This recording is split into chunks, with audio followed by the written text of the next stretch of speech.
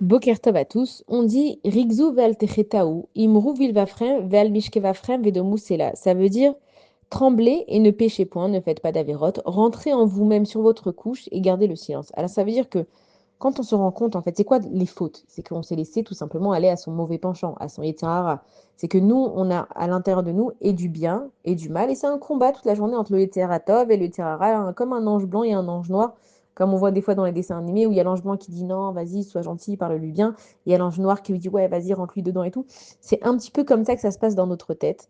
Et nous, on a un combat tout le temps. Mais non, quand on entend les voix, c'est facile de. Et quand on voit le costume, un il est blanc, un il est noir, on arrive à décider. Mais en fait, quand on ne sait pas ce qu'il y a dans son cœur et qu'on ne laisse pas son cœur s'ouvrir, on ne peut pas savoir qui c'est qui parle. Est-ce que c'est l'ange blanc ou est-ce que c'est l'ange noir?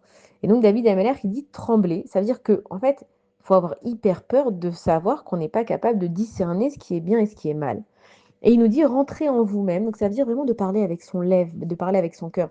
Et on sait que la Torah, elle se sert avec le cœur. On sait que la Torah, elle commence par la lettre, par donc le mot Bereshit. La première lettre, c'est le Bet. Et elle se finit par le mot Israël, où la dernière lettre, c'est le Lamed. Ça forme le mot lèvre. C'est que toute la Torah, elle est dans ton cœur. Ça veut dire que quand tu étais dans le ventre de ta maman, tout le monde, on sait qu'il y a un malach à l'intérieur qui nous a appris toute la Torah qui nous est propre à nous-mêmes. C'est-à-dire que tu n'es pas obligé de tout savoir. Tu as ta Torah, tu as ton chélek à toi, ta partie à toi de Torah et elle est dans ton cœur. Mais pour justement connaître cette partie-là, il faut que tu ailles à ton cœur. Le cœur, c'est la vérité. Par exemple, tu vas dire, alors lui, je peux pas me le voir, je le déteste. Ton cœur, il dit quoi? J'ai envie de l'aimer. Mais comme j'arrive pas à l'aimer parce qu'il s'éloigne de moi, parce que telle et telle chose, alors j'en finis par le détester. Mais le émettre, c'est que tu n'arrives pas à l'aimer en fait, mais tu as de l'amour.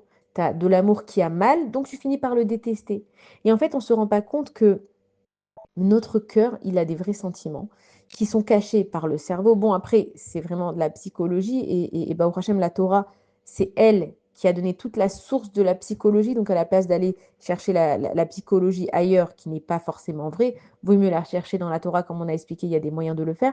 C'est que ton cœur, il a vraiment des envies. En fait, c'est pas que tu détestes le monde entier, c'est que tu n'arrives pas à te faire aimer des gens parce que tu as trop de peur à l'intérieur de toi. En fait, c'est pas que tu as envie de parler à personne, c'est que tu n'arrives pas à t'exprimer parce que tu as peut-être honte de parler devant les gens. Ça veut dire que David Emeller, il te dit, va voir dans ton cœur qu'est-ce qu'il y a. Et il te dit, rentrez en vous-même sur votre couche et gardez le silence. Ça veut dire quoi sur votre couche? Ça veut dire qu'avant de dormir, tu fais Kriyat Shema à la Mita. C'est très important de le faire parce qu'en fait, quand tu vas rendre ton âme à Akadosh Baruch Hu, tu n'as aucune idée, toi. Qu'est-ce qui va se passer le lendemain? Est-ce que Birlal, tu vas te réveiller le lendemain? Malheureusement, on a déjà entendu des histoires où les gens ne se sont pas réveillés. Ils allaient très bien, en bonne santé, tout va bien, ils ne se sont pas réveillés.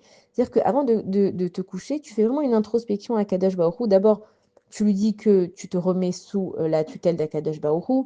Il y a un passage magnifique qui dit Ani Areni Mochel Vesoleach Lechol Mishi Isoti et que toi tu viens et tu pardonnes tout celui qui t'a fait du mal et tu demandes qu'à cause de toi, eh ben, on ne va pas juger cette personne parce que quand tu ouvres un dossier sur une personne, tu l'ouvres sur toi aussi.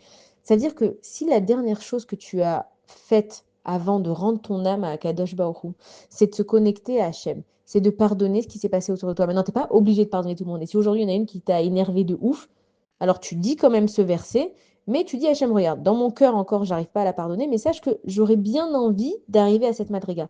Hachem, il te demande pas d'arriver, il te demande d'essayer d'avoir la volonté. On va peut-être pas tous arriver à être des grands tzadikim dans ce monde, mais au moins on a eu la volonté. Et Hachem, ou Bochen Kelayot Valev, à Kadosh Baruch Hu, il sonde le cœur et les reins, et il sait exactement quelle est ton attention.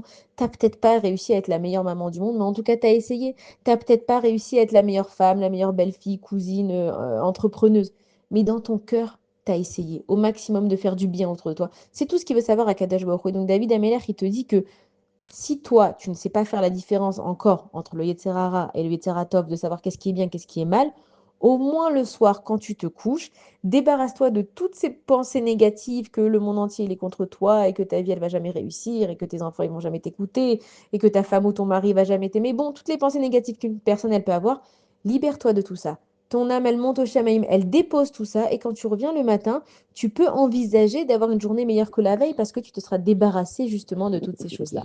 Bonne journée à tous.